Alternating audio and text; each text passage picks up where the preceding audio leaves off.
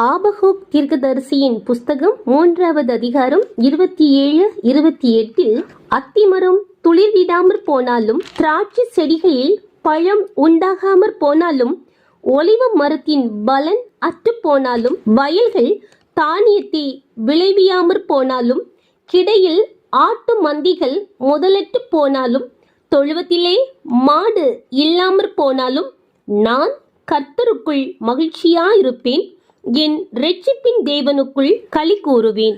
இங்கு தீர்க்கதரிசியாகிய ஆபகூக் தன்னுடைய விசுவாசத்தையும், சூழ்நிலைகள் எவ்வளவு மோசமாக இருந்தாலும் அவர் கர்த்தரில் மகிழ்ந்து தன் தேவனுக்குள் களி கூறுவார் என்று கூறப்படுகின்றது. நாமும் நம்முடைய வாழ்க்கையில் கஷ்டங்கள் எத்தனை வந்தாலும், சூழ்நிலைகள் சாதகமற்று போயிருந்தாலும், கர்த்தருக்குள் எப்பொழுதும் சந்தோஷமாக இருக்க முயன்றிருப்போம்.